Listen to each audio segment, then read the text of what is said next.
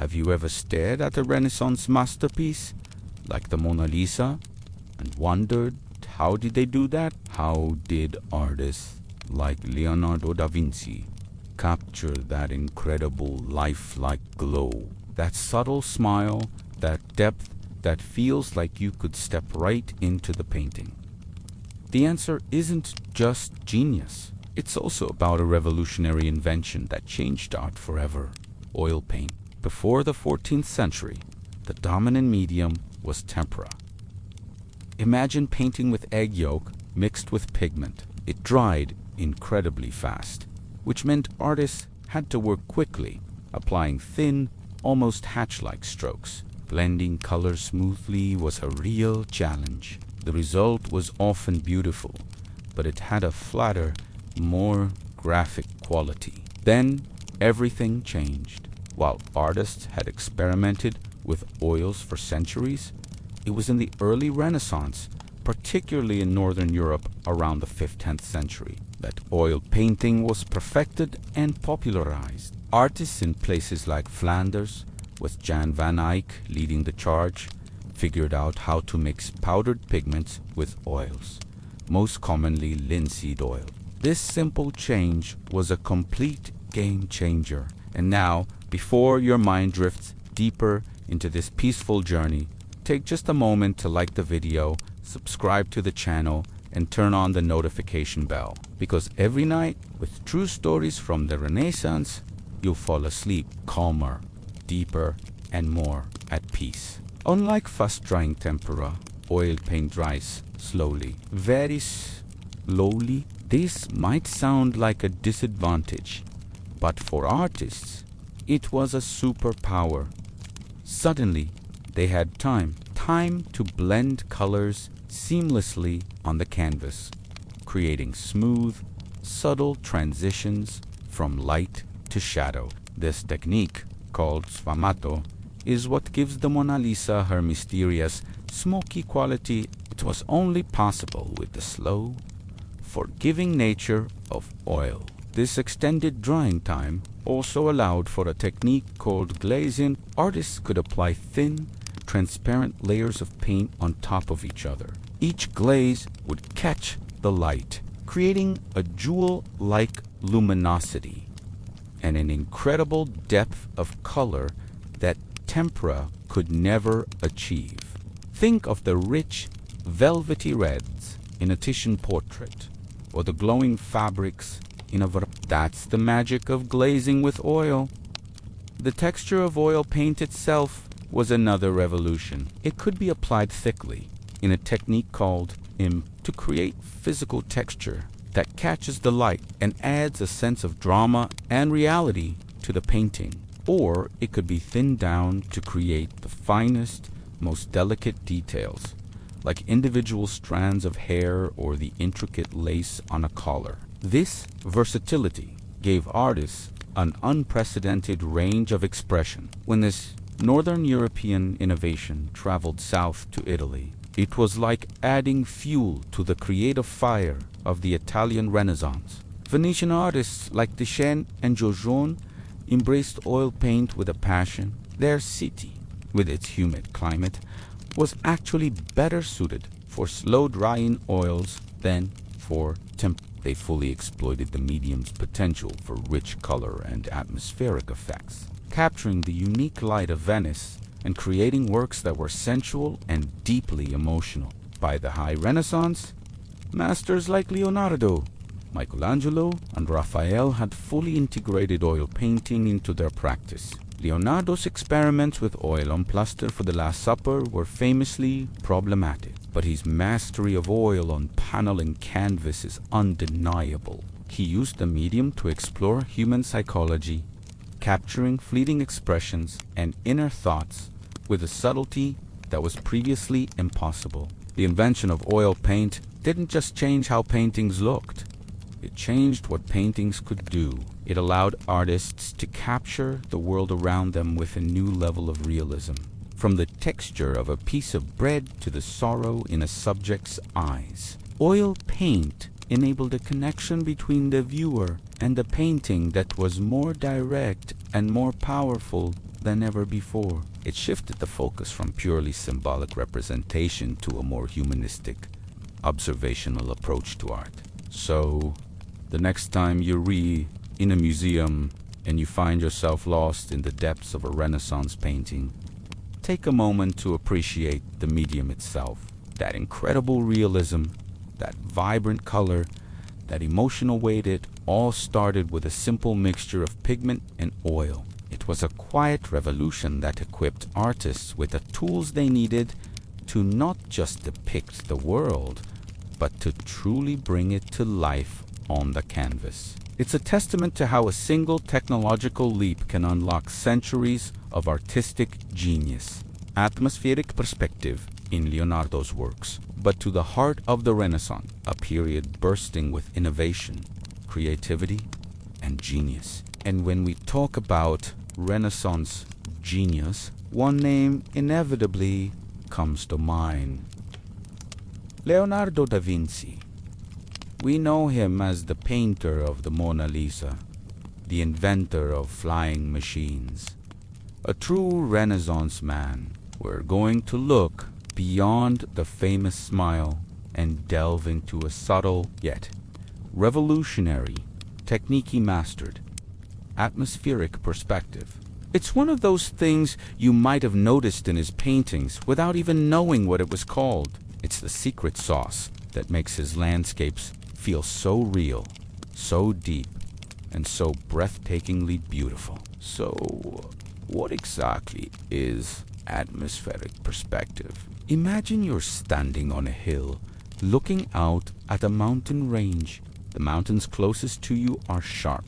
Their colors are vibrant, and you can see every detail, every rock and tree. But as you look at the mountains farther and farther away, what happens? They start to look different. They become hazier, less detailed, and they take on a bluish tint. That, my friends, is atmospheric perspective in action. It is the effect, the atmosfera, very air between you and the distant objects on what you see. The air isn't perfectly clear. It's filled with tiny particles of dust and water vapor. Over a great distance, these particles scatter light, making distant objects appear less distinct and bluer in color. It's a real-world phenomenon that our eyes perceive every day. Before the Renaissance, art, especially from the medieval period, often looked a bit flat. Artists understood linear perspective using lines to create an illusion of depth at landscapes in the background often felt like a painted backdrop rather than a living, breathing world. They might be smaller, but they didn't have that sense of distance, that feeling of air and space. This is where Leonardo comes in. He wasn't just an artist, he was a scientist, an obsessive observer of the natural world. He spent countless hours studying light, water, air, and how they all interact. He filled notebooks with detailed observations and sketches, trying to understand the principles of optics and meteorology. For Leonardo, art and science were two sides of the same coin. He realized that to paint a realistic world, he first had to understand how that world worked. This scientific curiosity is precisely what led him to pioneer and perfect atmospheric perspective in painting. He was one of the first artists to systematically document and apply this principle. He wrote about it in his notebooks, explaining that objects lose their distinctness and color saturation as they recede into the distance. He instructed painters to make distant mountains bluer and more open and to soften their outlines. This wasn't just an artistic trick for him. It was a way of rendering reality with scientific accuracy. By painting what he observed, he was able to create an unprecedented sense of depth and realism. His landscapes weren't just backdrops. They were immersive environments that the figures in his paintings could actually inhabit. Now, let's look at some famous examples. Take a close look at the background of the Mona Lisa. Behind her, you see a winding road and a bridge. But as your eyes move deeper into the landscape, the mountains and bodies of water become progressively foggier and bluer. The left and right sides of the background don't even perfectly line up, which some scholars believe was an intentional way to enhance this sense of dreamlike depth. Leonardo uses this technique to create a vast, almost infinite space behind her, adding to the painting's mystery and grandeur. The atmosphere itself becomes a subject of the painting. It's not just empty space, it's a tangible presence. Another masterpiece where this is on full display is the Virgin of the Rocks. Look at the grotto behind Mary, Jesus, and John the Baptist. The rocks in the foreground are dark, sharp, and detailed. You can almost feel their texture. But look through the openings in the cave to the landscape beyond. The distant, jagged peaks are bathed in a soft, bluish haze. They appear ethereal and far away. This contrast between the crisp foreground and the hazy background does two things. It creates an incredible sense of depth, making the cave feel like a real three-dimensional space. And it also focuses our attention on the holy figures who are rendered with much greater clarity and warmth. Leonardo masterfully guides our eyes and our emotions using the science of light and air. What was so revolutionary about this? Well, it completely changed the way artists thought about landscape painting. It moved beyond simple geometry and into the realm of light and atmosphere. Leonardo showed that the landscape's mood, its sense of scale, and its realism depended on accurately portraying the air itself. This technique, which he articulated and perfected, spread throughout the High Renaissance and beyond.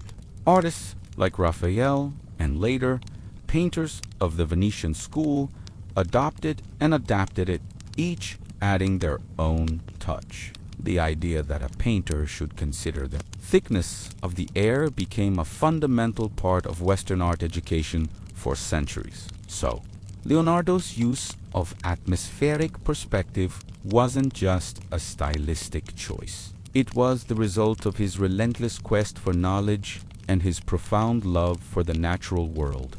He saw the beauty in the science of vision and brought that understanding to the canvas. He didn't just paint mountains. He painted the air and the light that separated us from those mountains. He created not just images, but entire worlds for us to step into. It's this fusion of art and science that makes his work so enduringly powerful. He taught us that to truly capture the world, an artist must first be its most dedicated student. The next time you look at a Renaissance painting, or any landscape painting for that matter, pay attention to the background. See if you can spot the telltale signs of atmospheric perspective. The softening of details, the shift towards blue and gray tones in the distance. When you see it, you're seeing the legacy of Leonardo da Vinci at work. You're seeing an idea that was born from scientific observation and transformed into artistic magic. An idea that fundamentally changed how we represent our world on a flat surface. It's a quiet but powerful reminder that the greatest art, depicting the female body in Renaissance painting, we're journeying back in time to an era of explosive creativity and cultural rebirth. We're talking about the Renaissance spanning from the 14th to the 17th century. And we're going to explore one of its most fascinating and beautiful subjects, the depiction of the female body in painting. Now, when you think of Renaissance art, what comes to mind?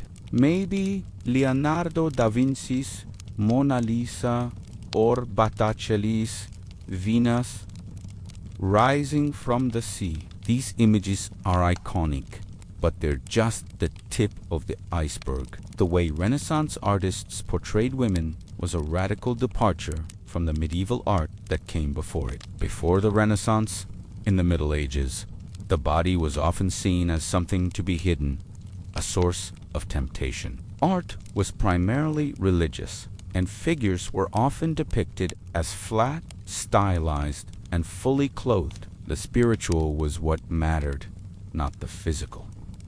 But then something shifted. A renewed interest in the classical art and philosophy of ancient Greece and Rome swept across Europe, especially in Italy. This movement, which we call humanism, placed a new emphasis on human experience, potential, and, yes, the human body.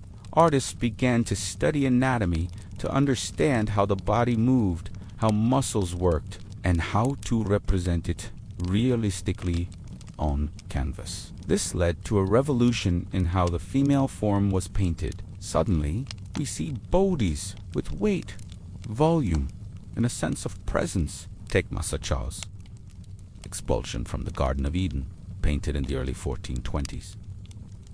Eve is depicted with raw human emotion, her body contorted in shame and grief. It's a powerful, realistic portrayal that was groundbreaking for its time.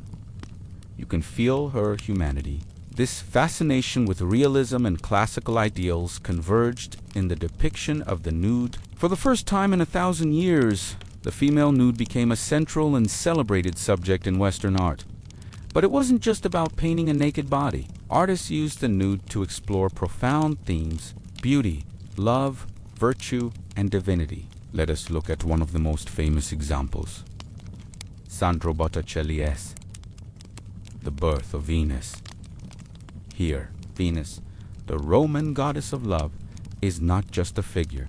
She's an ideal. Her body is elongated and graceful, not strictly realistic, but designed to convey a sense of divine, otherworldly beauty. She stands in a pose known as the Venus Pudica, or Modus Venus, a nod to ancient sculptures, where the goddess demurely covers herself.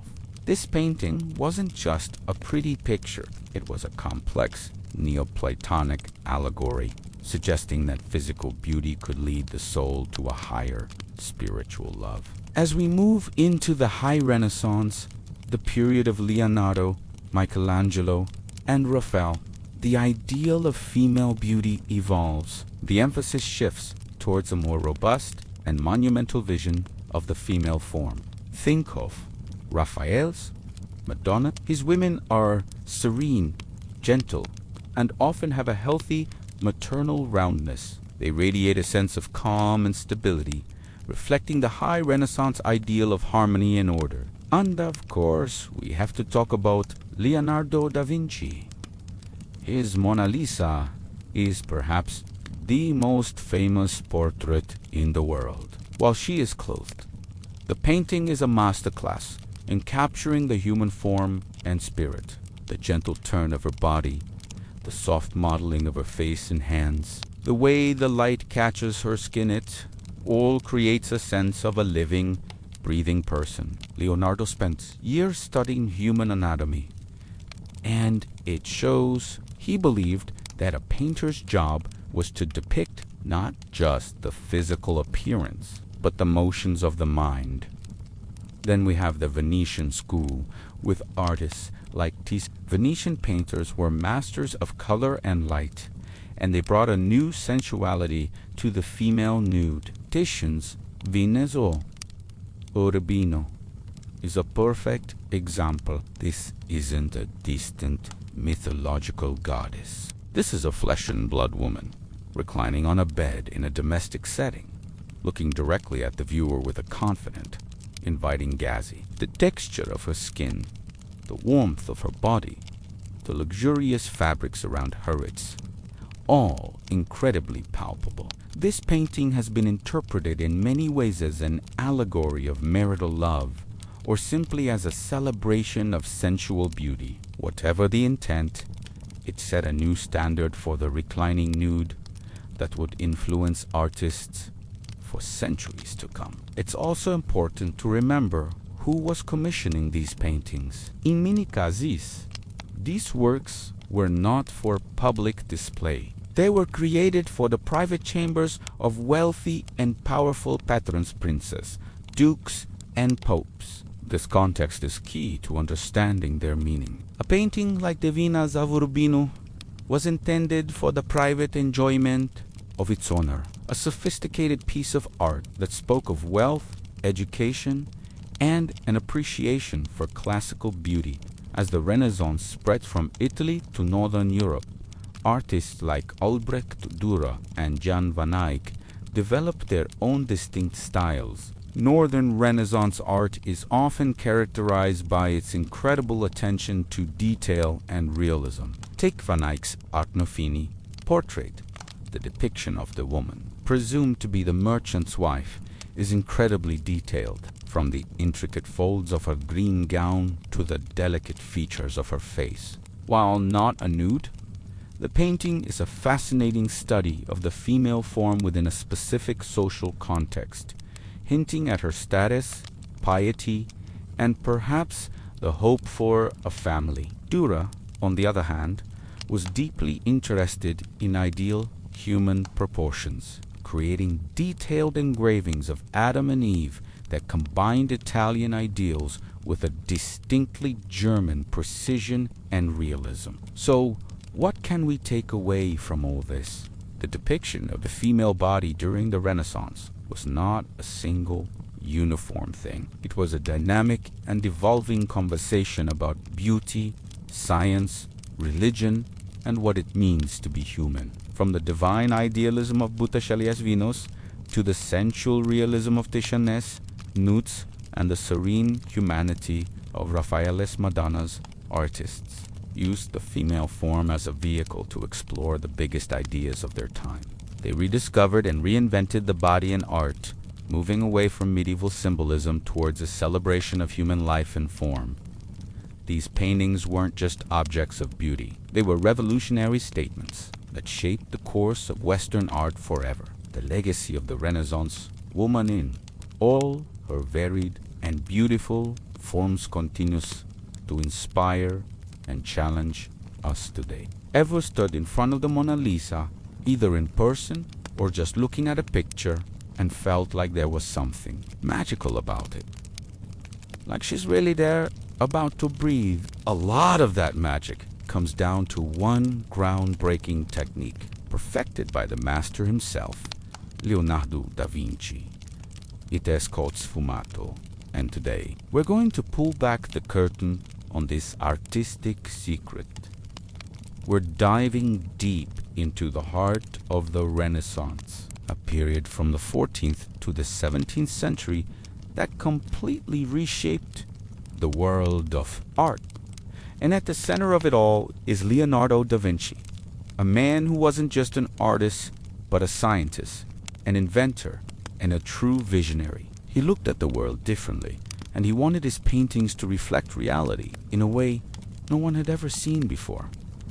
So, what exactly is the word itself is Italian, and it translates to something like softened, blurred, or even vanished, like smoke. And that's a perfect description. Sfumato is a painting technique that involves applying thin, translucent layers of paint, called glazes, one on top of the other. This creates incredibly soft transitions between colors and tones. Think about it in the real world. You rarely see sharp, hard outlines. Light and shadow blend into each other, especially at a distance. Leonardo understood this better than anyone. Before Leonardo, many artists, even the great ones of the early Renaissance, tended to define their figures with clear, crisp lines, a style we often call linear. It created beautiful, clear images, but they could sometimes feel a bit flat, almost like a coloring book. Leonardo looked at this and thought, that's not how we actually see. He observed how smoke dissipates into the air, how fog softens the edges of a distant mountain. He wanted to capture that atmospheric quality, that sense of depth and air on a flat panel of wood. The Mona Lisa is, of course, the ultimate example of sfumato. Look closely at the corners of her mouth and her eyes. You can't pinpoint exactly where the smile begins or ends. The shadows are so soft, so delicately blended that they create an ambiguity, a sense of a living, thinking person whose expression might change at any moment. Leonardo achieved this by using countless, almost transparent layers of paint. He would apply a layer, let it dry, and then apply another, gradually building up the tones. It was a painstaking, time-consuming process that required incredible patience and skill. But the Mona Lisa isn't the only place we see this. Let's look at his painting, The Virgin of the Rocks. Notice the figures in the grotto, the way the light gently falls on them, and the way the shadows deepen in the background is purest. The edges of their bodies seem to merge with the surrounding darkness, which makes them feel more three-dimensional and integrated into their environment. It's not just a person standing in front of a background. It's a person existing within a space filled with light and air. This technique was more than just a stylistic choice. It was rooted in Leonardo's scientific studies of optics and human perception. He filled notebooks with observations about how light works, how the human eye perceives things, and how the atmosphere affects the appearance of objects at a distance. He realized that our eyes don't just see lines, they perceive masses of light and shade. His sfumato was the artistic application of his scientific research. He was literally painting the air between the viewer and the subject. Another incredible example is his Saint John the Baptist. In this painting, the figure emerges from a dark, almost black background. The transitions from the deepest shadow to the softest light on the skin are absolutely seamless. There are almost no discernible lines at all. The form is defined entirely by the subtle shift in tone. This creates an intense, mysterious, and deeply spiritual feeling. The sfumato here isn't just making it look realistic. It's creating a mood, an emotional atmosphere that draws you into the painting. The impact of sfumato was enormous. It completely changed the game. Artists who came after Leonardo, like Raphael and Correggio, were heavily influenced by his work. They saw the incredible realism and emotional depth that sfumato could achieve and began incorporating it into their own styles. It marked a major shift from the linear style of the 15th century to the more painterly, atmospheric approach of the High Renaissance. Leonardo essentially told the art world how to paint not just what they saw, but how they saw it. So, how did he do it? Practically speaking, it is believed Leonardo used his fingers and the heel of his hand almost as much as his brushes. By smudging and blending the wet paint directly on the canvas, he could achieve a level of softness that was impossible with brushstrokes alone. Scientific analysis of his paintings has revealed fingerprints embedded in the paint layers, confirming this hands-on approach. He was literally molding the paint, sculpting the light and shadow with his own touch. This technique allowed him to imbue his subjects with a sense of psychological depth that was unprecedented. The Mona Lisa's enigmatic smile is a direct result of by blurring the lines, Leonardo makes her expression uncertain. Is she happy? Sad? Is it a knowing smile? The ambiguity is intentional. It forces us, the viewers, to engage with the painting, to question, to wonder. It makes the portrait feel alive and dynamic, not static. It's a conversation across centuries, all thanks to smoky, blurred edge. In essence, Leonardo da Vinci's sfumato was a revolution. It was the bridge between art and science, a technique that was born from intense observation of the natural world. It allowed him to create paintings that weren't just representations of people and places, but were experiences. They breathe, they have atmosphere, and they possess a profound psychological presence. The next time you look at a Renaissance masterpiece, especially one by Leonardo, pay attention to the edges, Look for those soft, smoky transitions where one color melts into another. That's where the magic lies. That's sfumato, the gentle haze that transformed painting forever and continues to captivate us.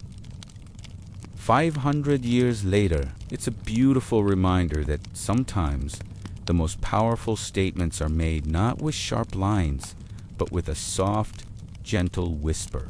Differences in portraiture between Northern and Southern Europe. We're journeying back in time to one of the most transformative periods in art history, the Renaissance. Specifically, we're going to explore the fascinating world of Renaissance portraiture and uncover the subtle yet profound differences between the art of the North and the South.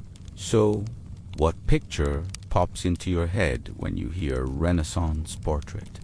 Is it the enigmatic smile of the Mona Lisa, or perhaps the stern, detailed face of a Flemish merchant? Both are icons of the era, but they come from two distinct traditions that developed influencing each other while retaining their unique flavors. Let's start our journey in the sun-drenched landscapes of Italy, the cradle of the Renaissance. Italian artists from the 14th to the 17th century were obsessed with a concept they called disegno, which means both drawing and design. For them, the foundation of a great painting was a strong, clear, underlying structure. They were rediscovering the ideals of classical antiquity, think Greek and Roman sculpture. This meant a focus on harmony, balance, and an idealized form of beauty. When an Italian master like Raphael painted a portrait, he wasn't just capturing a likeness. He was creating a vision of perfection. Look at his portraits of Florentine nobles. The sitters are often depicted with a sense of calm, grandeur, and poise. Their features are softened, their imperfections smoothed over, and their bodies are rendered with a profound understanding of anatomy, giving them a sculptural, three-dimensional quality. The backgrounds are often simple, maybe a soft landscape or a neutral color, to ensure nothing distracts from the subject's idealized human form. It's all about capturing the asterisk idea. Asterisk of the person, their status, their grace, their place in a harmonious world. Now, let's travel north across the Alps to places like Flanders, Germany, and the Netherlands. The climate is cooler, the light is different, and so is the art. Northern European artists weren't as directly connected to the ruins of ancient Rome. Instead, their artistic tradition grew out of the intricate, detail-oriented world of manuscript illumination. This led them down a completely different path. For a northern artist like Jan van Eyck or Hans Holbein, the younger, the truth was in the details. They weren't necessarily seeking idealized beauty. They were on a quest for meticulous realism. They were pioneers of oil painting, a medium that allowed for incredible precision. Look closely at a northern portrait. You can see every single strand of hair, the texture of the fur collar, the subtle glint of light in the sitter's eye, and even the wrinkles on their skin. They didn't shy away from showing a person's imperfections. In fact, they celebrated them as part of their unique identity. This approach is often called Ars Nova or the New Art. It's a realism so intense it almost feels hype. Instead of placing their subjects against a simple backdrop, northern artists loved to fill the scene with objects, a desk, a mirror, a piece of fruit. Every single item was painted with the same painstaking detail and was often loaded with complex symbolism, telling you about the sitter's piety, wealth, or profession. The famous Arnolfini portrait by Van Eyck is a masterclass in this, where every object in the room tells part of the story. So, let's put them side by side. On one hand, you have the Italian South, idealization, harmony, smooth forms, and a focus on the human figure as a classical ideal. Think of it as a beautiful, poetic summary of a person. On the other hand, you have the Northern tradition. Intense realism, incredible detail, a fascination with texture and light, and a love for symbolism. It's like an incredibly detailed, honest biography of a person, warts and all. But here's where it gets really interesting. These two worlds weren't isolated. Artists traveled, and artworks were traded across Europe. The Venetian painters, for instance, were hugely influenced by the northern use of oil paints and their handling of light and color, which helped them develop their own unique atmospheric style. Similarly, the German artist Albrecht Dürer traveled to Italy and was blown away by the Italian theories of proportion and perspective. He brought those ideas back north, blending Italian idealism with northern detail in his own groundbreaking work. This cross-pollination created some of the most dynamic and enduring art of the period. You can see the synthesis in the works of later masters who took the best of both worlds. They learned the structural discipline of the South and combined it with the textural richness of the North. So, why does this matter? Because it shows us that there is no single right way to see or represent a person. Is the truest portrait the one that makes us look perfect, capturing our best self?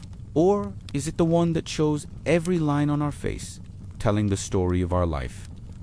The Renaissance gives us both answers. It was a period of incredible artistic dialogue, where different cultures, philosophies, and techniques clashed and combined to create a richer, more complex understanding of what it means to be human.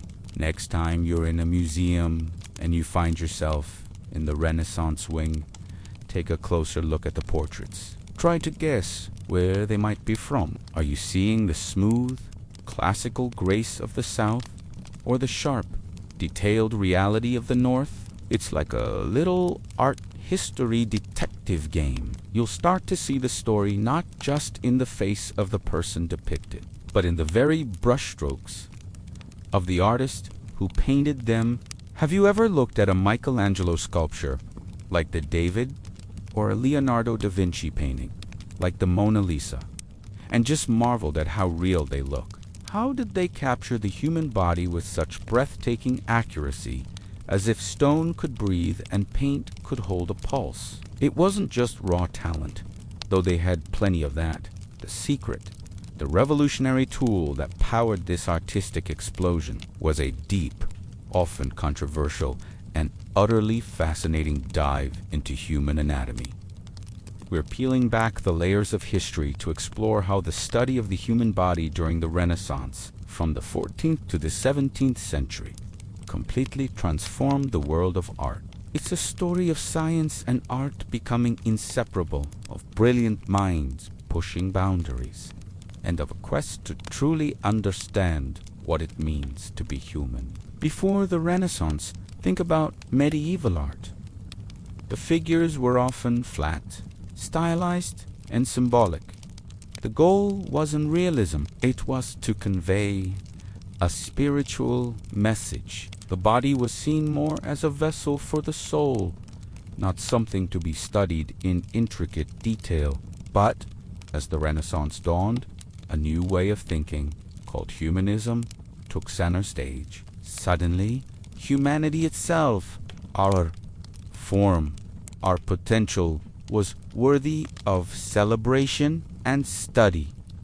Artists were no longer just craftsmen, they were thinkers, innovators, and scientists. They wanted to depict the world and the people in it as they truly were. To do that, they needed to know what was going on beneath the skin. How does a muscle tense when an arm is raised? How do bones create the structure of a face? How does the body shift its weight when standing? These were the questions that drove them. One of the pioneers was Leon Battista Alberti.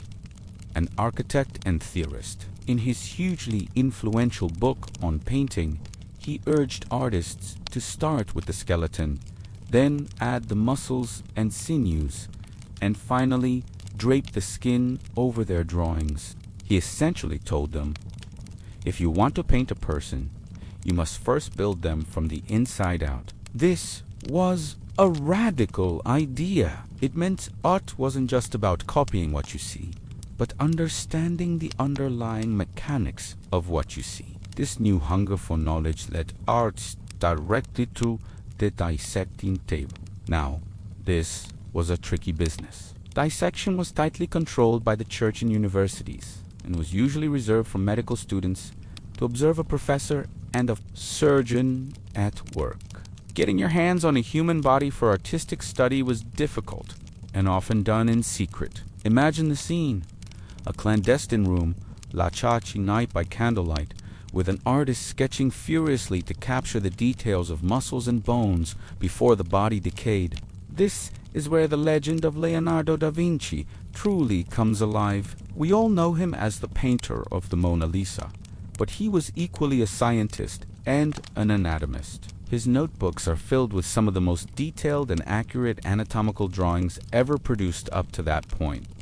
He wasn't just drawing what he saw, he was experimenting. He injected wax into the ventricles of an ox's brain to understand their shape. He studied the mechanics of the heart, describing it as a muscle and figuring out how its valves worked.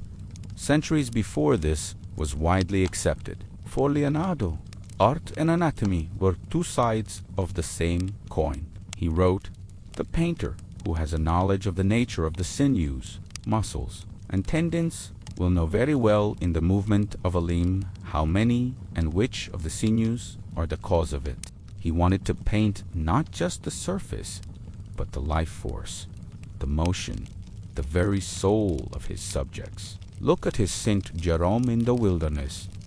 You can see the strain in the neck muscles, the structure of the collarbones, a masterclass in anatomical expression. His drawings of the human fetus in the womb were so advanced, so tender, and so scientifically accurate, they still leave us in awe today. And then there's Michelangelo. While Leonardo's approach was coolly scientific, Michelangelo's was passionate and powerful. As a sculptor, he needed to understand the body in 3 dimensions. Legend has it he also performed dissections to understand the terra bellita, the awesome power and tension he wanted to infuse into his marble figures. Look at his sculpture of David. It's not just a statue of a calm hero, it's a moment frozen in time. You can see the tension in his neck, the bulge of the muscles in his thigh, the veins popping on the back of his hand. This isn't a generic strongman. It's a specific body with specific muscles tensed for a specific action. Michelangelo knew exactly which muscles would engage in that pose because he had studied them. His works on the Sistine Chapel ceiling are a similar story, hundreds of figures, each with a unique, dynamic, and anatomically convincing posture. It's a symphony of the human form. This knowledge wasn't confined to Italy. In Germany, Albrecht Dürer was obsessed with human proportion. He wrote entire treatises on the subject, creating systems to draw the perfect human figure, though he understood that beauty came in many varied forms. Across Europe, this new anatomical art became the gold standard. However, the most important figure in the scientific formalization of anatomy was Andreas. He was a Flemish physician, not an artist, but his work had a colossal impact on art. In 1543, he published the Humani Corporis Fabrica, or On the Fabric of the Human Body. It was the first comprehensive illustrated textbook of human anatomy, and the illustrations, they were magnificent. Created in the workshop of the great Venetian artist Titian, the woodcut plates weren't just sterile medical diagrams. The skeletons and musclemen were posed in dramatic classical stances against beautiful landscape backgrounds. They were works of art in their own right. Botticelli's book corrected over 1,000 years of medical errors, and, crucially, it made accurate anatomical knowledge accessible to everyone, including artists who couldn't get into a dissection theater. It became an essential reference book. In the artist's studio, the legacy of this period is immeasurable.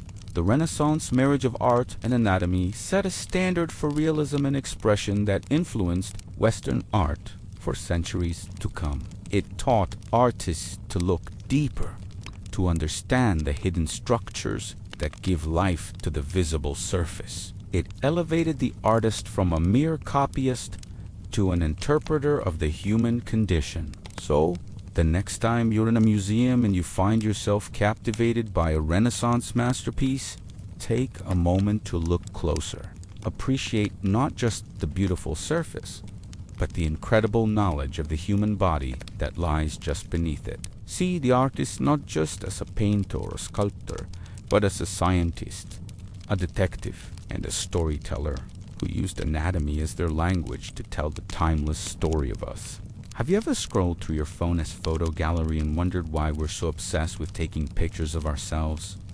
Selfies, portraits, group photos. It seems like we've always wanted to capture our own image. Well, this desire isn't new. In fact, it exploded during a fascinating period in history. The Renaissance. We're journeying back in time from the 14th to the 17th century to explore how the selfie of the Elita royal portrait was born and how it changed the world forever. Before the Renaissance, if you were a king or queen, getting your picture painted wasn't really a thing. Sure, you might appear as a stylized figure in a manuscript or on a coin, but a realistic, individual portrait, almost unheard of. Art was largely religious, focused on telling biblical stories to a population that mostly couldn't read. Rulers were symbols of divine power, not individuals with unique personalities and, dare I say, unique facial features. The idea of capturing a person's likeness, their very essence, was considered secondary, if not a little vain. So, what changed? A massive cultural earthquake called the Renaissance, originating in Italy. This rebirth was fueled by a rediscovery of classical Greek and Roman art and philosophy. Suddenly, the focus shifted from the purely divine to the human. A new philosophy, humanism, celebrated human potential, intellect, and individuality. People started to believe that life on Earth was something to be experienced and valued, not just a waiting room for the afterlife. This new way of thinking put the individual front and center, and with it came a powerful curiosity. What do I actually look like? This shift was a game changer for art. Artists began to study human anatomy, perspective, and the effects of light and shadow, striving for a realism that had been lost for centuries. Patrons, especially the wealthy merchant families of Italy, like the Medici in Florence, had the money and the desire to commission art that reflected their own status and importance. They wanted to be seen, remembered, and immortalized. This created the perfect environment for portraiture to flourish. It was no longer just about God. It was also about Giovanni, and Giovanni wanted a really good painting of himself to hang in his palazzo. Now, imagine you're a king or queen watching this trend unfold in Italy. You're thinking, wait a minute, these bankers and merchants are getting stunning, lifelike portraits made of themselves. I'm the one chosen by God to rule. Where's my portrait? And just like that, the royal courts of Europe caught on. Monarchs across the continent, from England to Spain to France, realized that portraiture was an incredibly powerful tool. It wasn't just about vanity. It was about power, propaganda, and legacy. let's talk about propaganda. A royal portrait was the ultimate PR campaign of its time. In an age without photography or mass media, a painting was often the only way most people would ever see their ruler. An artist could craft a very specific image.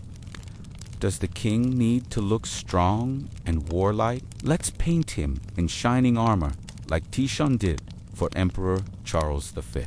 Does the queen need to project an image of piety, purity, and wealth? Let's cover her in pearls and symbols of virtue, as we see in countless portraits of Queen Elizabeth I of England. These paintings were carefully constructed messages sent across the kingdom and to rival courts, saying, "This is who we are, and this is why we are in charge."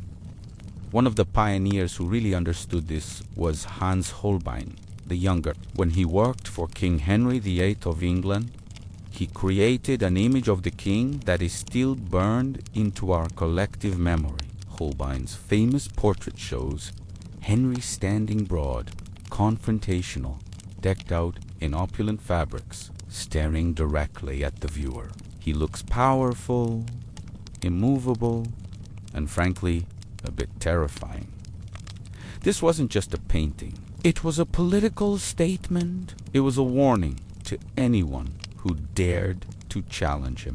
This single image did more for Henry's intimidating reputation than 100 royal decrees. It was pure visual power. And it wasn't just about looking tough. Portraits were also crucial for diplomacy and marriage negotiations. Before a prince married a princess from a foreign land he'd never met, what was the first step? An exchange of portraits. A princess's future could literally hang on how flattering her portrait was. Artists were under immense pressure to capture a likeness that was both accurate and attractive without being deceitful. One famous example is Holbein's portrait of Anne of Cleves, Henry VIII's fourth wife. Legend has it that Henry was so disappointed when he met her in person, claiming the portrait was too flattering, that it contributed to their swift annulment. A bad portrait could literally cause an international incident. As the Renaissance progressed, so did the styles and techniques of portraiture. In the High Renaissance, artists like Leonardo da Vinci, with his Mona Lisa, brought a new psychological depth, capturing not just a likeness, but an inner life, that enigmatic smile. In Venice, Titian used rich colors and expressive brushwork to convey the status and personality of his sitters. Later in the Baroque period that followed, artists like Velázquez in Spain would create incredibly complex and lifelike scenes, like Los Meninas, which is both a portrait of the royal family and a profound statement on the nature of art and reality itself. These paintings also helped solidify the idea of the nation. A consistent, powerful image of the monarch created a focal point for national identity. When people saw the portrait of their queen, they felt a connection, a sense of belonging to her kingdom. The image of the ruler became synonymous with the image of the nation. The face of Queen Elizabeth I became the face of England's golden age. The portrait wasn't just a picture of a person. It was a symbol of an entire country's ambition and identity. So, from a world where rulers were distant, abstract symbols, the Renaissance gave us the royal individual. It transformed the monarch from a mere title into a face, a personality, and a brand. This birth of royal portraiture laid the foundation for how we understand power, image, and celebrity even today. When a modern leader releases a carefully staged official photograph, they are using the same basic language of power and image that was perfected by kings, queens, and artists over 500 years ago. The tools have changed from oil on canvas to digital pixels, but the fundamental human desire to be seen, to be remembered, and to control one's own narrative remains exactly the same. The next time you snap a selfie, take a moment to think about Henry VIII, Queen Elizabeth, and the incredible artists of the Renaissance. You are part of a long and fascinating history of people wanting to capture their own image and show it to the world. Have you ever walked into an old European church or palace and just been completely floored by the art covering the walls and ceilings? That feeling of awe, of being transported back in time, is often thanks to the incredible mural painters of the Renaissance. We're talking about a period from the 14th to the 17th century, a time of massive change and artistic explosion in Europe. It was like the world woke up from a long sleep and decided to create something beautiful. So, let's journey back together and explore the breathtaking world of Renaissance murals. So, what exactly is a mural? Simply put, it's any piece of artwork painted or applied directly onto a wall, ceiling, or other permanent surface. But in the Renaissance, it was so much more. It was a way to tell stories, to educate, and to inspire devotion in a time when most people couldn't read. Imagine walking into your local church, and instead of just plain stone walls, you see the entire life of Christ or the stories of saints unfolding in vibrant color right before your eyes. These weren't just decorations. They were the visual storybooks of the era. One of the most famous techniques used was fresco painting. The word fresco is Italian for fresh, and that's the key. Artists would apply plaster to a section of wall, and while it was still wet, they'd paint on it with water-based pigments. As the plaster dried, the paint would chemically bond with it, becoming a permanent part of the wall itself. This was incredibly difficult work. The plaster dried quickly, so artists had to work fast and couldn't make mistakes. It was a race against time, every single day, to bring these massive compositions to life. Think of it like painting a giant vertical watercolor painting that you can't erase. Now, let's talk about the stars of the show. When you think of the Renaissance, two names probably pop into your head: Leonardo da Vinci and Michelangelo, and for good reason. Leonardo's The Last Supper in Milan is a masterclass in human emotion and drama. It's painted on a dry wall, not true fresco, which is why it has deteriorated so much over time, but its power is undeniable. He captured the exact moment Jesus announces that one of his disciples will betray him. You can see the shock, the confusion, and the denial ripple through the apostles. It's not just a painting. It's a psychological drama frozen in time. And then there's Michelangelo. The man spent 4 grueling years, mostly lying on his back on scaffolding, to paint the ceiling of the Sistine Chapel in the Vatican. Can you even imagine that? He covered over 5,000 square feet with scenes from the book of Genesis, from the creation of the world to the story of Noah. The most iconic image, the creation of Adam, where God's finger reaches out to touch atoms, has become one of the most famous art pieces in human history. It's a symbol of the divine spark of life, of humanity's connection to something greater. Looking up at that ceiling is a truly spiritual experience, regardless of your beliefs. But it wasn't just Leonardo and Michelangelo. Another giant of the High Renaissance was Raphael. His work in the Vatican's Apostolic Palace, in a series of rooms now known as the Raphael Rooms, is simply stunning. His most famous mural there is the School of Athens.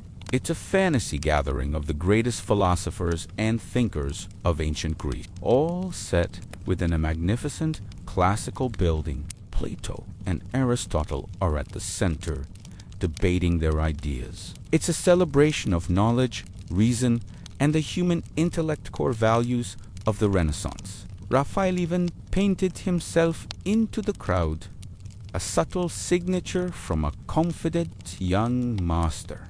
So why were murals so important during this time? Well, The biggest patron of the arts was the church. Murals were the perfect tool for religious instruction and inspiration. They made the stories of the Bible accessible to everyone. They reminded people of the rewards of heaven and the consequences of sin. In a world full of hardship, these magnificent images offered a glimpse of the divine, a source of hope and wonder. They transformed a simple stone building into a sacred space, a window into heaven itself. But it wasn't only the church. Wealthy families, princes, and dukes also commissioned murals for their palaces and private chapels. For them, art was a status symbol. Having a famous artist paint your family into a biblical scene or decorate your hall with tales of ancient heroes was the ultimate way to show off your wealth, power, and sophisticated taste. These murals celebrated the achievements of the family, their piety, and their place in society. They turned private homes into galleries showcasing the very best of Renaissance artistry. As the Renaissance progressed, the style of these murals evolved. Early Renaissance artists like Giotto started to break away from the flat, symbolic art of the Middle Ages. They introduced a new sense of realism, giving their figures weight and emotion. By the High Renaissance, artists like Leonardo and Michelangelo had mastered perspective, anatomy, and the use of light and shadow, known as chiaroscuro. Their figures looked so real they could almost step off the wall. The scenes were dynamic, full of life, and drew the viewer right into the story. The legacy of these Renaissance murals is immeasurable. They didn't just decorate walls. They defined an era. They pushed the boundaries of what was possible in art, blending storytelling, science, and faith into breathtaking masterpieces. They influenced countless generations of artists and continue to inspire us today. These works are a testament to the power of human creativity, ambition, and the enduring desire to leave a mark on the world. They remind us that art can elevate us, connect us to our history, and show us the beauty of the human spirit. The concept of divine light and religious art were journeying back in time to an era of explosive creativity and profound faith. The Renaissance. We'll be exploring one of the most powerful and beautiful symbols in the art of this period. But this isn't just any light. This is divine light, a tool used by masters to tell stories, evoke emotion, and connect the earthly with the heavenly. So, how did Renaissance artists from the 14th to the 17th century turn simple paint and canvas into shimmering portals of the divine? It started with a shift from the flat, golden backgrounds of the medieval period. Think of the works of Giotto, a pioneer who began to model figures with light and shadow, giving them a sense of weight and presence. This wasn't just a technical trick, it was a theological statement. By showing figures existing in a three-dimensional, illuminated space, he was bringing sacred stories into our world, making them more immediate and relatable. As we move into the early Renaissance, artists like Fra Angelico took this a step further. In his frescoes, light isn't just falling on the figures. It seems to radiate from them. Look at his Annunciation scenes. The Archangel Gabriel and the Virgin Mary are bathed in a soft, ethereal glow that feels otherworldly. The light is pure, clear, and serene, symbolizing the purity of Mary and the sanctity of the moment. It's a quiet, contemplative light that invites us into a moment of divine mystery. This wasn't just about making a pretty picture. It was about creating a space for prayer and reflection. Then we enter the High Renaissance, and the game changes completely. Enter Leonardo da Vinci and his revolutionary technique, asterisk sfumato asterisk. This is that famous smoky, hazy quality you see in the Mona Lisa. Leonardo used it to blend light and shadow so subtly that they just dissolved. In his religious works, Like the Virgin of the Rocks, this creates an atmosphere of profound mystery. The figures emerge from a dim, cavernous background, their forms sculpted by a gentle, selective light. It's as if we're peering through a veil to witness a sacred, intimate moment. The light isn't just illuminating, it's concealing, suggesting that the divine is something we can't fully grasp or see clearly. Now, let's contrast that with the masters of Venice, like Titian and Tintoretto. The Venetian school was all about color and drama. For them, light was dynamic, energetic, and emotional. Look at Tintoretto's Last Supper. Forget Leonardo's calm, orderly scene. Tintoretto's version is a whirlwind of spiritual energy. The main light source isn't some window. It's a celestial glow emanating from Christ himself, casting long, dramatic shadows and illuminating a host of angels swirling in the rafters. The light is chaotic, powerful, and supernatural. It's not the gentle whisper of Ephra Angelico. It's a thunderous proclamation of Christ's divinity. But perhaps no one mastered the drama of divine light like Caravaggio. He burst onto the scene at the tail end of the Renaissance, pioneering a technique called asterisk tenebrism. Asteriskant, extreme contrast between intense, focused light and deep, enveloping darkness. In his masterpiece, The Calling of St. Matthew, a single, sharp beam of light slices across a dark, grimy room, following Christ's gesture ends, striking Matthew. The tax collector. This light is a moment of divine intervention, a sudden, life-altering call from God. It's not symbolic or ethereal. It's a tangible force that invades the ordinary world. Caravaggio makes the divine feel real, gritty, and shockingly present. The darkness represents sin and ignorance, while the light is the undeniable, transformative power of grace. From Giotto's early attempts to give figures volume to Leonardo's smoky mystery, Tintoretto's celestial fireworks, and Caravaggio's dramatic interventions, the use of light in Renaissance religious art is a fascinating story in itself. It reflects changing theological ideas, artistic innovations, and a deep, enduring quest to capture the intersection of heaven and earth on a flat surface.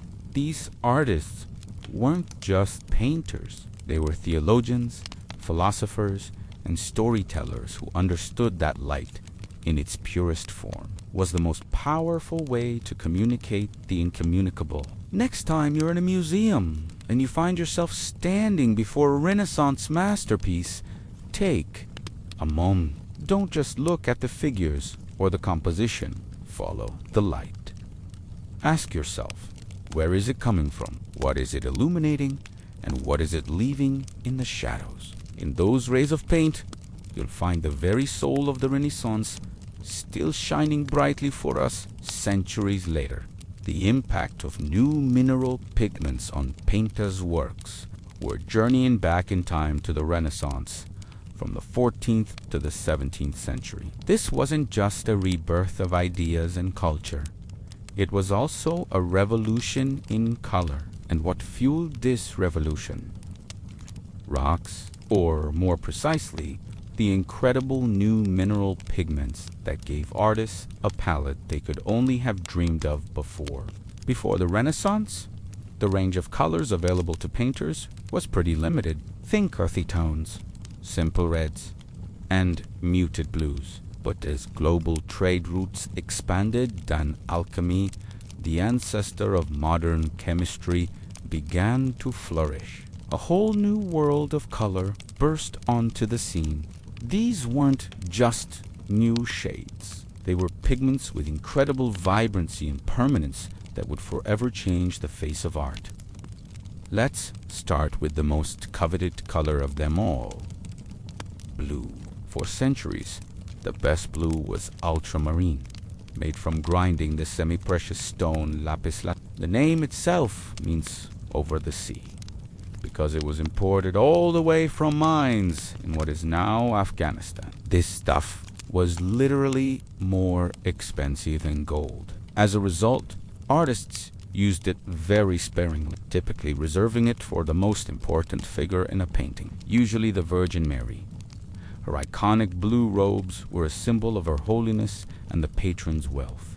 If you see a painting with a lavish amount of deep, rich blue from this era, you know someone paid a fortune for it. But the Renaissance brought innovation. A new, more affordable blue pigment called smalt appeared. It was made from ground cobalt-colored glass. While it wasn't as vibrant as ultramarine and could fade over time, it allowed artists to use blue more freely, painting skies and fabrics without bankrupting their clients. This democratized the color blue, allowing for more realistic and expansive landscapes. Now, let's talk about the color of passion and power. Red. The traditional red was vermilion, made from the mineral cinnabar, which is a toxic mercury sulfide. It was a bright, fiery red, but it was also expansive and could darken when exposed to light. Then, a new discovery was made in the Americas, cochineal. This pigment came from a tiny insect that lived on cacti. When dried and crushed, these insects produced a brilliant crimson dye called carmine. This new red was intense, stable, and created stunningly rich fabrics in paintings. When you see a portrait of a cardinal or a king in a deep, luxurious red robe, chances are you're looking at the power of cochineal. Titian, for example, was a master of using these new reds, layering glazes, to create a depth and luminosity that seemed to make his figures glow. And what about green? Medieval greens were often made from copper-based pigments like verdigris, which were notoriously unstable. They could be beautiful, but they had a nasty habit of turning brown or even black over time. During the Renaissance, painters began using more stable green earth pigments. But the real game changer was this vibrant green mineral, when ground, created a bright, reliable green that was perfect for depicting lush landscapes. The newfound ability to paint stable, vibrant greens helped fuel the growing interest in naturalism. Artists could finally capture the beauty of the natural world in a way that would last. The same revolution happened with yellows and oranges. Previously, artists relied on yellow ochre, an earthy and muted tone, or the highly toxic orpiment, an arsenic sulfide mineral. The Renaissance saw increased use of a pigment called lead tin yellow. This bright, stable, and opaque yellow was perfect for highlighting fabrics, depicting gold, and adding points of brilliant light. It was the signature of the Dutch Golden Age, used by masters like Vermeer to create his famous luminous interiors. You can see its brilliance in the trim of a jacket or the glow of a lemon. So, how did this all change painting? Radically. Firstly, realism soared. With a broader and more stable palette, artists could better imitate the real world. They could paint the subtle play of light on silk, the exact blue of a distant mountain, and the healthy flush on a person's cheek. The world they painted became more believable, more tangible. Secondly, color became a powerful tool for storytelling and emotion. Artists could now use color symbolism with greater intent. The preciousness of ultramarine blue elevated religious figures, while the fiery new reds could convey power, wealth, or passion. The mood of a scene could be set entirely by the artist's choice of palette. Think of the dramatic high contrast lighting of Caravaggio, made possible by strong pigments that could hold their own in deep shadows. And thirdly, it changed the status of the artist. Master painters became known for their unique use of color. Their skill was not just in drawing, but in the complex and scientific process of mixing and applying these precious pigments. They were part alchemist, part craftsman, part visionary. Patrons sought out specific artists for their ability to create dazzling effects with these new materials. So, the next time you're in a museum looking at a Renaissance masterpiece, take a closer look at the colors. Don't just see blue, red, and green. See the lapis lazuli from a distant mountain, the carmine from a tiny insect, the malachite from a copper mine. Each brushstroke is a testament to an era of discovery where science and art collided to create a world of unprecedented beauty. The Renaissance wasn't just painted, it was forged from the very elements of the earth. Thank you so much for watching. If you enjoyed this deep dive into the colors of the Renaissance, please give this video a thumbs up and subscribe to our channel for more stories from art history. Don't forget to hit that notification bell so you never miss an update. We'll see you in the next video.